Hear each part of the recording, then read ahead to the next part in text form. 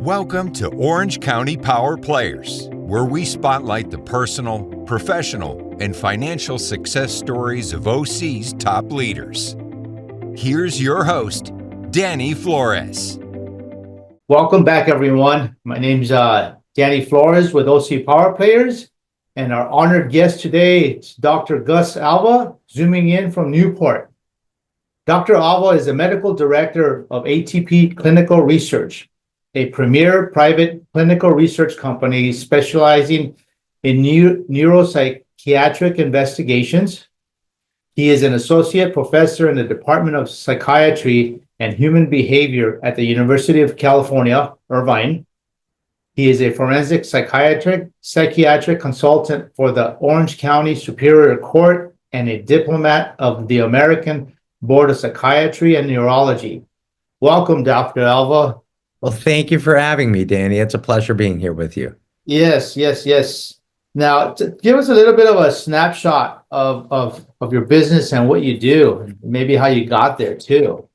I'd be happy to, Danny. So I am currently the medical director of ATP Clinical Research, as you stated, which is a private neuropsychiatric clinical research group doing investigation in the neuropsychiatric space. My journey began over 30 years ago while I was training at the University of California in Irvine, doing residency training in the Department of Psychiatry and Human Behavior. I got very deeply involved with the investigational research side of things because back at that time, when I was starting my residency training, I was deeply interested in genetics, neuroimaging, and new drug development. And UCI happened to be, again, sort of this amazing spot to be in right at that time because we had just recruited a lot of really amazing talent from the National Institute of Mental Health. We had a phenomenal geneticist, Bill Byerly. We had Biff Bunny, one of the seminal individuals that did work in the bipolar space. We had Sue Tang as the chair of the program, who had come over from Toronto doing a lot of work with positron emission tomography. We had Jim Fallon, a phenomenal neuroanatomist. We had Steve Potkin, a fellow of the National Institute of Mental Health, specializing in schizophrenia that, again, was deeply entrenched in that space. So everything just kind of coalesced in such a manner that, that appeared to be a little bit of a golden age of UCI because a lot of great products came out of that time span. And again, not being a little bit modest, myself included, within that ranking. So when you take a look at the neuropsychiatric space, every new medicine that has come out since, say, 1994, I've been deeply involved with. And again, what that entails is this. Every single medicine that we currently have that is FDA approved was once an investigational study. And so it's important that we continue to advance our knowledge and our understanding of different things.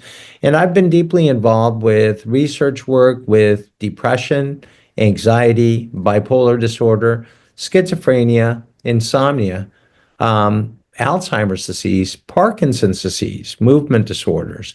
So a whole cater of different neuropsychiatric conditions, and obviously doing a lot of the investigational work.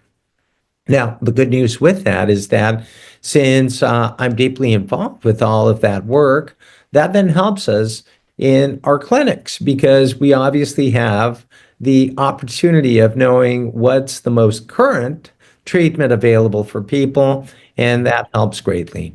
So part of the reason why I'm at Hoag right now is that I'm actually helping Hoag in, again, establishing solid trials that are phase 1 trials. So there's a whole slew of different things that happen, right? First, when we take a look at a candidate molecule, we want to make sure that it's safe, and it's typically tested in animals. But then once that testing is done, we figure out that something's relatively safe and that it can be used in humans, and it can be used in humans that have a certain disease state. Then we actually go through phase 2, phase 3, phase 4 trials.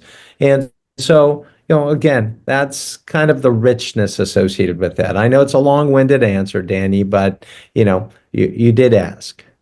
No, right. You gotta be careful what you ask for. But answering that, like you guys covered like so many different spectrums of it, and that's amazing. That it almost seems like if you have an issue, there's somewhere to go, right? Yes. As a patient. Right? Absolutely, Danny. And, that's the other important thing. A lot of people don't realize that, there are opportunities within their communities. And if there are investigational clinical trials ongoing, those trials are free and they are voluntary, which means that if somebody wants to take part in a study, if they happen to have a particular condition that is being studied, they can sign up for a study and receive treatment that is free. I'll give you an example.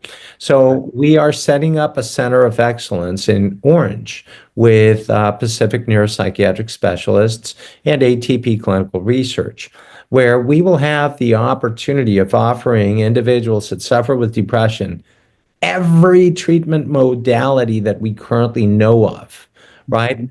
And included in that are investigational research studies, which means that if somebody, for example, wants to get a workup and they don't necessarily have the means to be able to pay for that, well, being in a study is a great way of being able to accomplish just that because you can screen somebody and figure out whether they are a good candidate or not to take part in a study, but it costs nothing to do that.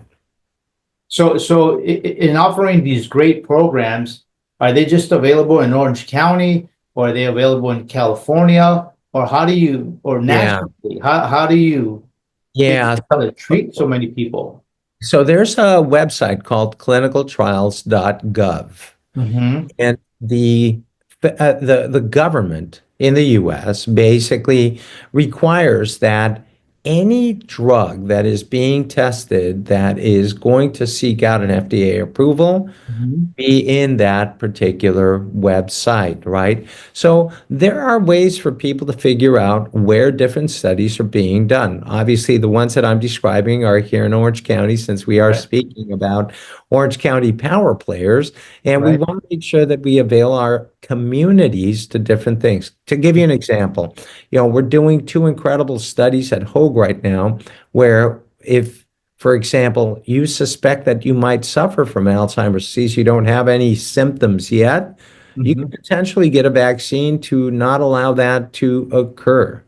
That's incredible, right? Another really cool study that we're doing, a phase 1 study in conjunction with Chris Duma, one of the neurosurgeons at Hoag here, is injecting stem cells directly into the brain of patients that suffer with Alzheimer's disease. Now, think about that. That is not available anywhere else in the world, but we're actually doing that here within our community. So there are really neat, distinct opportunities that people sometimes just don't know about, but could potentially avail themselves to that are really incredible. Now, are there other companies or hospitals in Orange County that are doing the same thing? And I don't want to say competing against each other, but in a sense.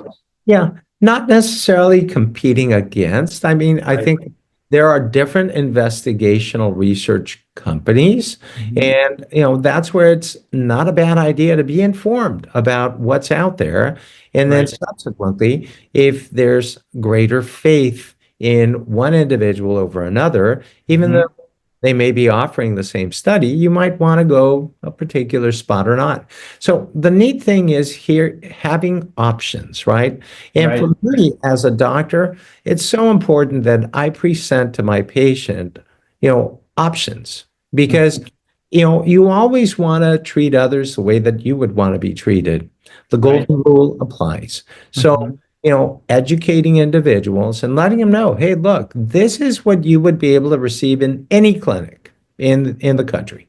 However, we also happen to offer XYZ, and if this is something that interests you, we're happy to give you more information about it. No, that's great. That's great for people to know, right? Be informed of what's available. Now, what comes easy to you that might be challenging to others? Wow. Yeah, yeah, you sound like my wife right now, Danny. That's a hard thing for me. I oftentimes think that everybody knows the exact same things that I do. And so Okay. sometimes I just take things, as obvious that really people don't know a lot about, right? So even the discussion that we're having right now, this Mhm. is a world that I've been steeped in for over 30 years. So this is natural to me. But most people have no clue that it exists. Mhm, mhm. And so for me, it's really important. I love educating individuals. Part of the reason by which I worked full time at the University of California in Irvine, running a clinical research division for about 13 years, was that, what, I really love discovery and coming up with new treatment models. But in an institutional setting, an academic setting like UCI, sometimes that's an ivory tower where information just remains there and it doesn't get spread out. And that's part of the reason by which I went out into the private setting and founded ATP Clinical Research because a lot of the work that we do is sponsored by big pharmaceutical companies, right? Mhm, mhm. Some of the work that we do is funded by the government through National Institute of Mental Health grants, but the majority, though, is actually done by companies like big companies like J&J or um, or others, right? Right, That right, right. that basically fund studies and basically say, hey, look, we're developing this molecule. Can you help us out? So by being involved with that, that helps us then offer our patients within our community opportunities that most people would not be able to get. So it's a win-win-win all around. So Right, right, things that come naturally to me, sometimes I have to explain to right, others right, and right, right. and then subsequently make sure that we're on the same page so that they in turn can come up with the best potential decision for themselves, right? So Right. I think that a doctor's job should always be educating people to the best Mhm, of their ability so mhm. that they are informed and that there's a good therapeutic alliance developed, and then people can make their own decisions. Right, right. No, that definitely makes sense. I mean, if you don't know what your options are and what the outcome of those options are as a patient, then how do you make an informed decision? Yeah. Now, if somebody that's listening to us wants to get into this line of work, whether it be being a physician or something else, what do you Yeah. think what would you recommend for them to do to be able to pursue that? Yeah, well, the investigational research side of things is really cool. It's really neat, right? But obviously, to be doing it at the level that I do it, you obviously would need to be a physician and working within the neuropsychiatric space. But even if you're not, even if you wanted to get involved in this particular field, Hmm. thinking about potentially being a clinical research assistant Hmm. is certainly doable. And, it takes a big team to be able to accomplish things, right? Right. Being a rater for these different things, but obviously to be able to get credentialed to be able to do the ratings for many of these trials, there's a need for a certain degree or a pedigree of educational backdrop that would be required. Wow, yes, that's great. That's great. That way they know that there's just more than one option to take in the industry. So Yeah. what has been one of your biggest challenges in your career? Well, you never hear yes, right? And so, I think that people sometimes forget that a process is critical in the formation of anyone, right? So sometimes people see me, for example, and they say, wow, Dr. Alva's really lucky because look, he's a doctor and he specializes in the neuropsychiatric space. And he's an internationally and nationally recognized key opinion leader on multiple areas. He's published a lot. He gets invited to speak all over the world. And, he gets to know everything about this particular space of medicine. But remember, this is a long, laborious process.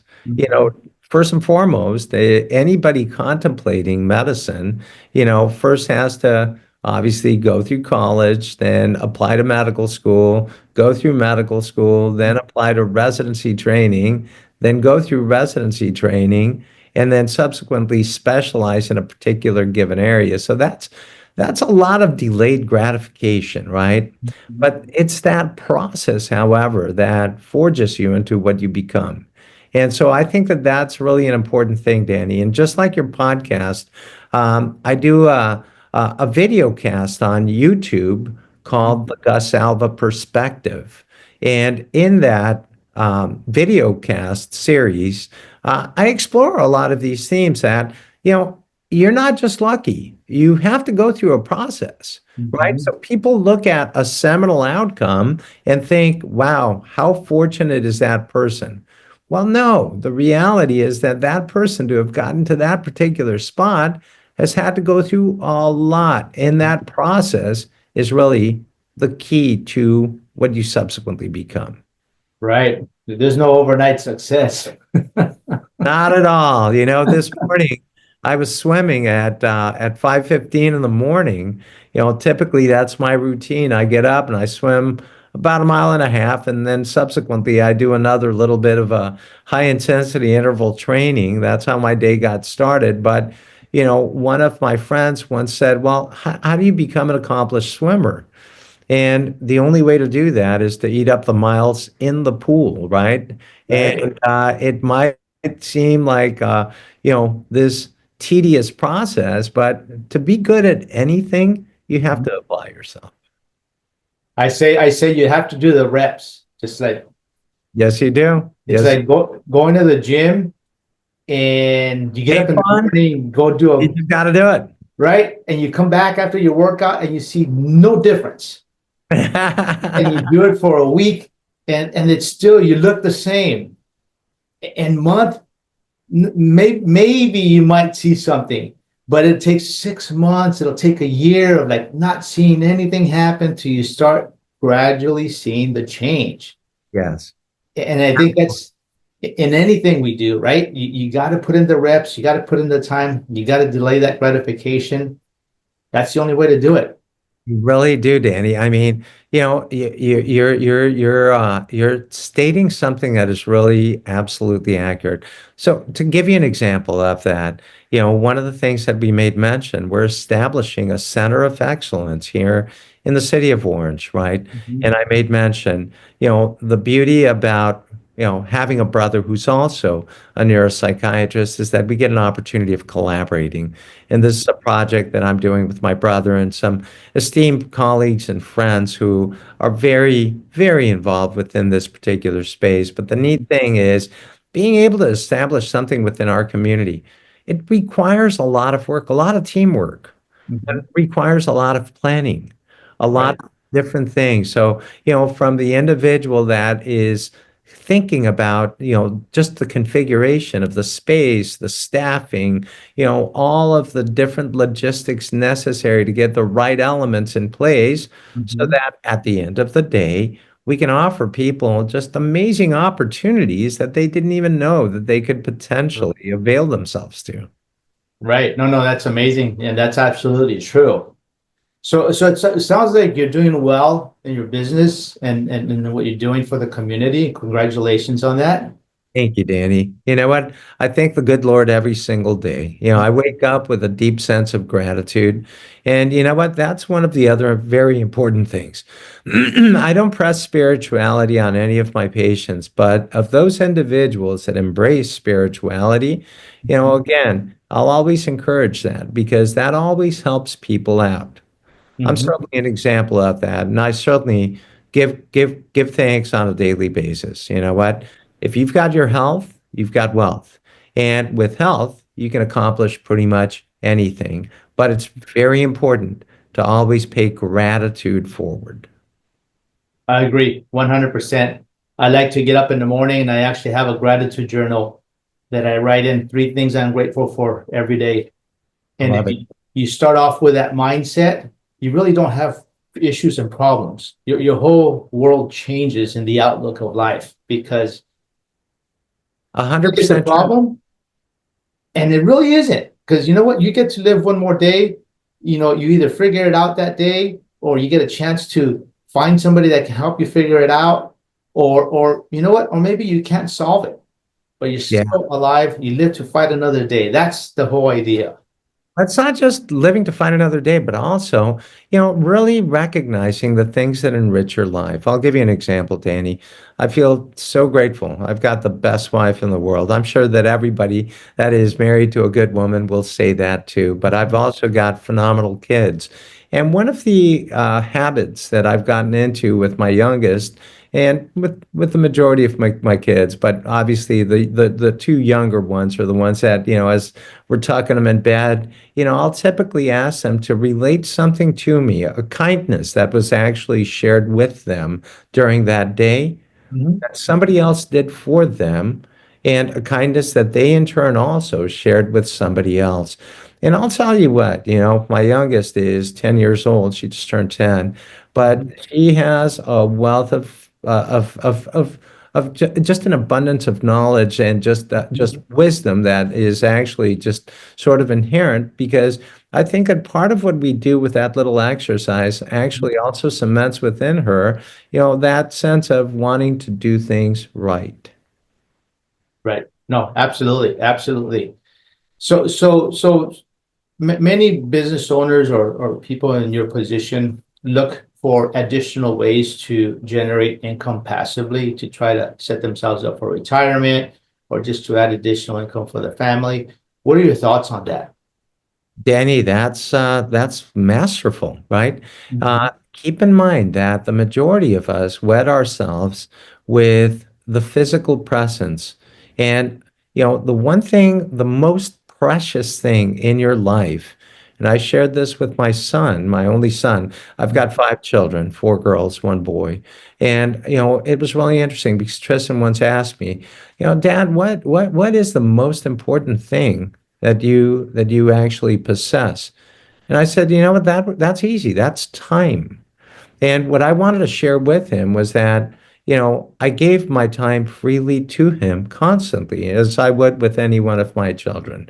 Mhm. They're obviously exceedingly important in my life. But, Mhm. what you just addressed is a very important thing. We've only got a finite amount of time. Mhm. But if you can extract yourself out of the picture of earning, then obviously that's genius because that's what passive income is all about. So Mhm. if you can figure a way of being able to generate and accrue, again, some financial gain without directly being involved with the fray, then Right. that's genius, right? So how Right. do you accomplish that? Well, you could write a book. You could invent something. You could, have other people actually follow through with a concept that you may have developed, and then subsequently you're getting a residual of the work that they do. So Mhm. there are many ways of drawing passive income. Certainly, when we take a look at artists, Mhm. they're a great example of that. You write a song, it's successful, it goes viral or whatever, Mhm. and then you get a residual off of that. So yeah, I think that passive income's amazing, right? Yeah. And Right. Right. I think that, what, if somebody's able to tap into that, then Mhm. that's the biggest thing that they could potentially accomplish. Absolutely. Right. I agree. I agree. Great. Great. So that's really good outcome and overview of that because there's many different options for that. So Yeah. as we wrap up our interview, what does 2025 look like for you? Well, Danny, I'm super excited. Like I said, we're developing the Center of Excellence in the city of Orange, where we are going to be offering up within the community here in Orange County, again, the coolest studies within the neuropsychiatric space. I bring into this particular endeavor a lot of, experience from having run the clinical research division at UCI, from having established my own private neuropsychiatric clinical research group in Costa Mesa, which is ATP Clinical Research, which now is going to be centered in the city of Orange. And also, obviously, having helped out Hoag Hospital develop and set up phase 1 studies here that are really exciting. So I'll tell you what, I'm really excited about the professional potential that's going to be coming this next year. I'm particularly grateful for my family. I just celebrated my 14th anniversary with my wife yesterday. Congratulations.